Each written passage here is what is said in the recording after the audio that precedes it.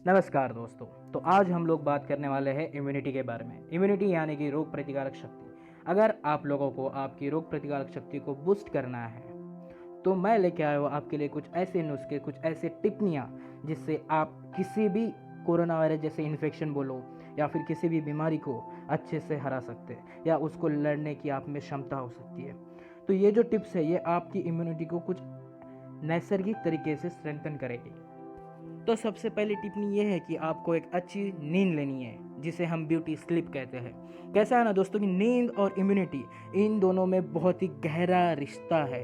अगर आपकी नींद अच्छी हुई तो आपकी इम्यूनिटी अपने आप स्ट्रेंथन हो जाएंगी। अगर आपकी नींद बिगड़ गई यानी कि जैसे अधूरी नींद जिसे हम कहते हैं तो वो आपको किसी भी बीमारी की तरफ ले जा सकती है। एक सर्वे के अनुसार जो स्टडी की गई थी तो उसमें हमने देखा कि जो लोग 6 घंटे से कम सोते हैं उनमें फीवर, कोल्ड जैसे सिम्टम्स दिखाई देते हैं और वो उन्हें किसी भी बीमारी की तरफ ले जाते हैं। और जो लोग 6 से 8 घंटे के दौरान सोते हैं वो लोग बहुत ही हेल्दी और फिट पाए गए हैं। जैसे कि जब आप लोग बीमार होते हो तो आपको रेस्ट की बहुत ज़रूरत होती है। वो जो रेस्ट आपको मिलेगी वो आपको आपकी ब्यूटी स्लीप से मिलेंगी, एक अच्छी नींद से मिलेंगी, जिससे आपकी रोग प्रतिकारक शक्ति बूस्ट हो जाएगी। अब बहुत से लोगों को नींद नहीं आती है अच्छे से या सोने में तकलीफ होती है, तो आपको क्या करना है, आपको ब्लू लाइट को अवॉइड करना है सोने से पहले, जिससे आपको नींद जल्दी आएगी और अच्छी नींद आएगी। दूसरी टिप्पणी ये होगी कि आपको आपके सेवन में खाने के वक्त होल प्लांट फूड को खाना है। जैसे कि कोई भी फल हो गया, कोई भी वेजिटेबल हो गए, नट्स हो गए, सीड्स हो गए, लेग्यूम्स हो गए, उनमें न्यूट्रिएंट्स से भरे होंगे। वो सारे जो आप ये जो खाएंगे फ्रूट्स, वेजिटेबल्स, नट्स, ये सारे न्यूट्रिएंट्स से भरपूर होंगे और एंटीऑक्सीडेंट से भी, जो आपके बॉडी को हार्मफुल पैथोजन से बचाएंगे। और उसके साथ ही एंटीऑक्सीडेंट्स क्या करता है, आप में जो इन्फ्लेमेशन यानी कि जो सूजन बढ़ने वाली होती है उसे कम करने के लिए मदद करता है। अब दूसरी तरफ आप जो भी खाओगे उसमें प्लांट फाइबर भी आएगा। वो क्या करेगा, आपके जो गट के माइक्रोब्स हैं उनको खाना खिलाएंगे, मतलब उनको फीड करेगा। तो वो आपका जो ट्रैक है उसको अच्छे से रखेगा, जिसकी वजह से आपकी इम्यूनिटी स्ट्रेंथनेस होगी। अब बहुत से फल है, कुछ सब्जियां है जिसमें विटामिन सी होता है। ये क्या करते हैं, आपका जो कॉमन कोल्ड होता है उसका जो ड्यूरेशन होता है, उसका जो टाइम होता है उसको रिड्यूस कराता है।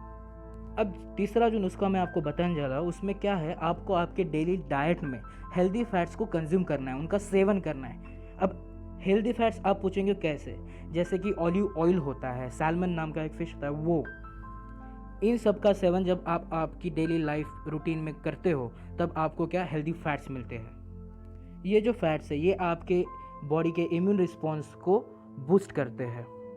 अब इसमें क्या होता है, जो पैथोजेंस है इसके खिलाफ, जो सूजन के खिलाफ होते हैं उनको कम कराता है। अब ये जो ऑलिव ऑयल है ये बहुत ही एक कमाल का एंटी इन्फ्लेमेटरी है। ये क्या करता है, जो भी क्रोनिक डिसीजेस होते हैं इनके रिस्क को कम कराता है, जैसे कि हार्ट अटैक, डायबिटीज़, इन सब को कम कराता है। अब चौथा नुस्खा जो है इसमें क्या है, ये आप सभी को बहुत अच्छे से समझेगा। जो फर्मेंटेड फूड और प्रोबायोटिक सप्लीमेंट्स है इनका सेवन करना है। अब फर्मेंटेड फूड यानी कि कैसे है, जैसे कि इडली, डोसा, कर्ड यानी कि दही, ये सब इसमें आता है। ये जो भी फर्मेंटेड फूड होता है इसमें क्या होता है, बहुत सारे बेनिफिशियल बैक्टीरिया होते हैं। जैसे हम इन्हें रात भर को लिए भिगो के रखते हैं तो इनमें बैक्टीरिया की ग्रोथ होती है और वो जो बैक्टीरिया होते हैं बहुत बेनिफिशियल होते हैं ह्यूमन बॉडी के लिए, जो आपके डाइजेस्टिव ट्रैक्ट को पॉपुलेट करता है। अगर आप डेली रेगुलर बेसिस पे फर्मेंटेड फूड नहीं खा सकते हो तो आप प्रोबायोटिक सप्लीमेंट भी ले सकते हैं। अब इसे लेने का रीज़न क्या है, आपकी जो गट हेल्थ होती है और जो इम्यूनिटी है ये बहुत कनेक्टेड होते हैं। तो जैसे आप फर्मेंटेड फूड या प्रोबायोटिक लेते हैं तो ये क्या करता है, आपके अंदर जो हार्मफुल पैथोजन है इसे आइडेंटिफाई करता है और टारगेट करता है, जिससे बाकी के जैसे हार्मफुल पैथोजेंस को आपकी बॉडी में से निकाल सकेंगे। अब अगली जो आपका नुस्खा या टिप्पणी है उसमें क्या है, आपको आपकी चीनी के उपयोग को लिमिट में रखना है या फिर कम करना है। जैसे कि आप डेली लाइफ में जितना चीनी खाते हो उससे कम करते जाना है। एक रिसर्च के अनुसार हमने ये देखा है कि चीनी और रिफाइंड कार्ब्स जितना कंट्रीब्यूट करते हैं एक इंसान को ओवरवेट और ओबिसिटी बनाने में, वो और कोई नहीं कर सकता है। और एक बार अगर कोई इंसान ओबीज हो गया तो समझो कि उसमें बहुत सारी बीमारियां आने लगी है, उसने बहुत सारी बीमारियों को निवेदन दिया है।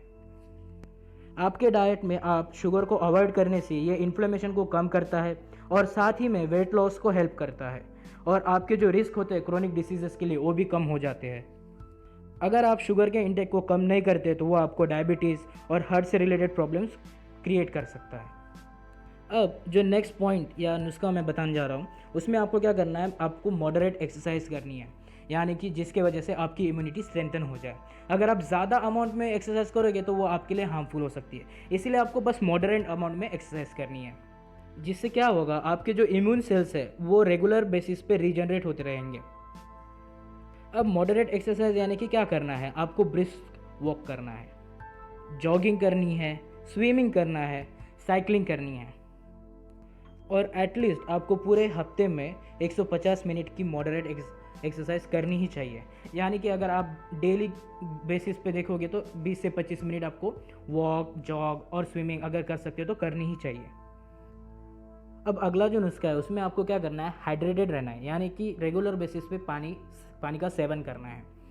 अब हाइड्रेटेड रहने से आपको किसी जर्म या वायरस से प्रोटेक्शन नहीं मिलेगा, लेकिन डिहाइड्रेशन होने से प्रिवेंट करना है, जो कि आपकी हेल्थ के लिए बहुत इंपॉर्टेंट है। अब डिहाइड्रेटेड होने से क्या हो सकता है, आपका सिर दर्द हो सकता है, जिसके वजह से आपका परफॉर्मेंस, जो भी फिजिकल परफॉर्मेंस है वो कम करता है और साथ ही में आपका फोकस, मूड, डाइजेशन, हार्ट और किडनी के फंक्शंस पे असर होता है और जो आपको बीमारी की तरफ ले जाते हैं। इसीलिए आपको क्या करना है, जब भी प्यास लगती है तब पानी पीना है और हाइड्रेटेड रहना है, और या तो आप जूस का भी सेवन कर सकते हो जिससे आप हाइड्रेटेड रहेंगे। अब आते हैं अंतिम टिप्पणी पर। अब इसमें क्या है, आपको आपके स्ट्रेस और एंग्जाइटी को मैनेज करना है। आपका जो स्ट्रेस है, जो तनाव होता है आपको पूरे दिन भर में, जो भी तनाव होता है उसे आपको कम करना है। अगर आप आपके तनाव और एंग्जाइटी को रिलीव कर सकते हैं तो वो आपके इम्यून सिस्टम को बहुत ही स्ट्रेंथन करेगा। अब स्ट्रेस होने से क्या होता है, अगर आप स्ट्रेस में हो तो वो क्या करता है, आपके इम्यून सेल्स के फंक्शंस को इम्बैलेंस करता है, जिससे आपकी इम्यूनिटी बहुत धीमी चलती है, यानी कि अच्छे से वर्क नहीं कर पाती है। इसीलिए आपको स्ट्रेस फ्री रहना है। अब स्ट्रेस फ्री रहने के लिए क्या करना है, आपको एक्सरसाइज करनी है, योगा और मेडिटेशन करना है, जिससे आप क्या करेंगे, कामनेस महसूस करेंगे। या फिर आप किसी भी थेरेपिस्ट या काउंसलर के पास जाके आपको स्ट्रेस मैनेजमेंट के लिए कह सकते हैं। हमने स्ट्रेस मैनेजमेंट पे एक वीडियो बनाया है, इसकी लिंक मैंने डिस्क्रिप्शन में दी है, आप जाके वो देखिए कैसे हमने स्ट्रेस मैनेजमेंट के लिए कुछ टिप्स बताया है।